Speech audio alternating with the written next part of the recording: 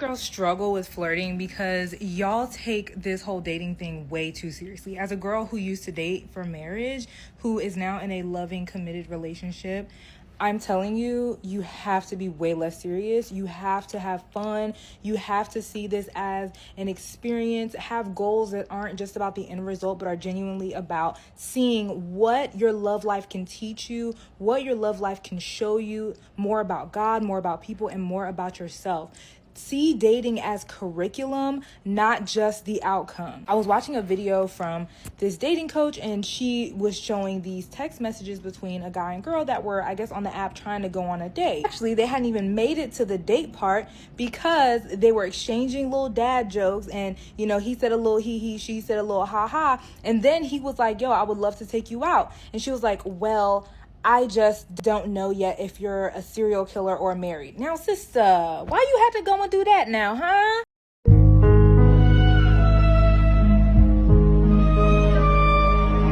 Now, at first, she had me in the first half because it almost sounds like she was telling other women to just be bops.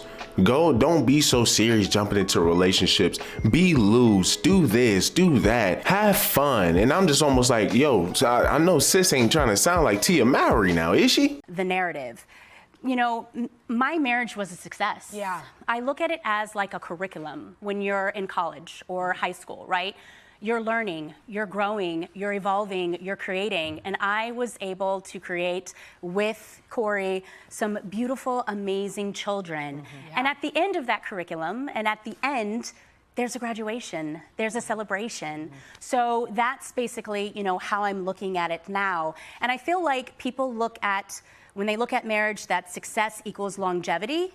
But no, at the end of the day, are they happy? To me, it comes off as nonchalant. To me, it almost seems as if she's just saying, hey, well, listen, don't be so serious with these relationships because it can crash. It can fail at some point in time. And if it does, you won't have to be so dang serious about it. You don't have to be so mad about it. And it's just like, come on, you can't be preaching that. But that was my initial thought until I started to hear more and more about what she's talking about. And then when she gave that example, I understood 1,000%. 1,000%. A lot of women come off too strong and they have high standards for the wrong people.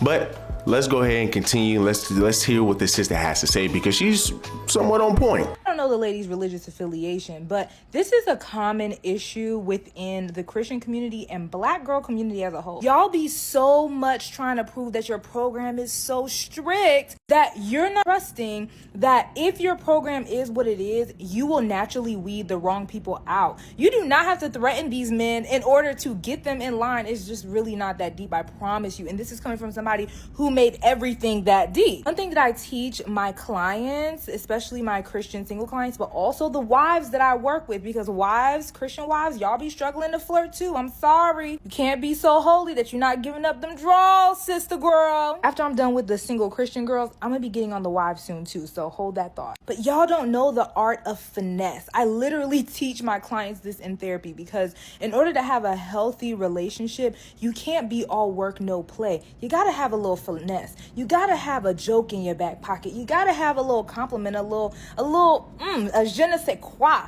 right? And it can be based off of your personality, not mine, not anybody else's. I happen to be extroverted, introverted extrovert. I happen to be a little funny. So I use jokes in order to help me. I am not sex kitten that's gonna, be like, ooh. I have to rely on my humor, my look, and just having a good time and making it fun. While you may want a man to court you, you also have to give him a positive experience that gets him hooked. And there's nobody that talks about this better than Taurus Sense, so I'm just going to tell you to follow her. Also, if you join Good Girl Rehab, she will be teaching one of the classes. Link in bio. When you are so worried about avoiding hurt, you are not inviting in pleasure. I'm going to say that again. When you are more focused on avoiding hurt, you are not focused on inviting pleasure. While you over here telling him, oh, do you have a wife? Are you a serial killer? What you're really doing is putting him on the defensive, which doesn't make a positive experience for him to want to move forward with you. And do I understand that the world and men can be scary? Yes, 100%. But at the end of the day, y'all gotta treat these men like they are human beings and not these mega monsters out here. Trust the discernment that you have to weed them out if they go too far. And if you really have a concern, you gotta frame it differently. In the comment of that video, I gave an example of what a finesse could look like in that scenario. So he asked her out on a date. She's not ready to go on a date yet because she wants more information from him, wants a little more time. And so instead of saying, well, I don't know if you're a serial killer or if you're married, what I would say is, oh honey, if all it took was a dad joke, I would be way too easy. Let me get to know you a little bit more first. And then maybe in about 3 days, I'll let you ask me again. It's a little spicy, a little saucy, but it sets the boundary without making the tone overtly offensive. Nobody wants to be around the girl that is speculating that she's gonna get hurt. This goes for friendships too. I do not like being around women who always are trying to avoid being taken advantage of, or, oh, this happened in my last friendship, so I don't want that. Girl, hush. We is not them and them is not we. Can we build a relationship based off of where we are now? I respect the fact that you've had previous experiences, but that cannot be what colors your entire perspective. Because again, when you're so focused on avoiding, you cannot invite. Amen? Amen.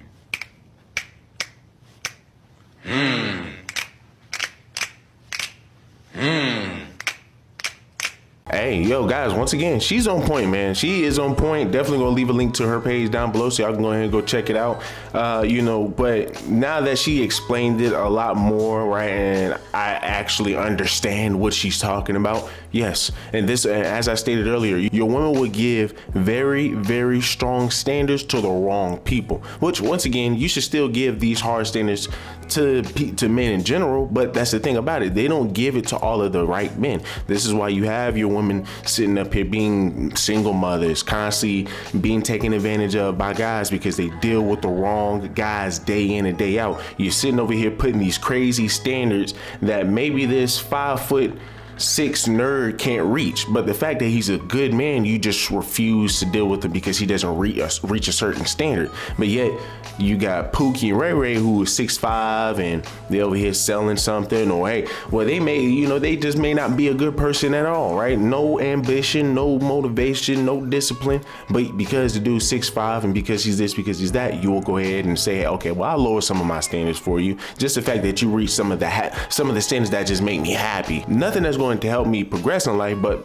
the standards that's just going to make me happy right here in the moment. A lot of these women claim to be Christian girls. A lot of your little women who sit over here and deal with Pookies and Ray Rays, a lot of your women who are in their 30s, who have hit the wall, who have a bunch of kids who've been ran through, and now they're seeing God. I'm telling you right now, this is them. They picked all the piss poor men. They did all of this, had all of the wrong standards, and now all of a sudden, hey, well, I want to say, I want to be with God, God this, God that, and guess what? Hey, here are my hard standards. And this is like, man, this is a state that women have allowed themselves to reach. A lot of women are undesirable today because of their past, not because of their looks, but because of their past and because of their mindset. And their past literally created the mindset that they have today. So, I mean, once again, I get what Sis saying, and I agree with it 1000%. But our women are pushing standards on the wrong people, and they're making unrealistic standards and then crying and complaining when nobody reaches them. But y'all guys, let me know down below what y'all guys think. Leave me a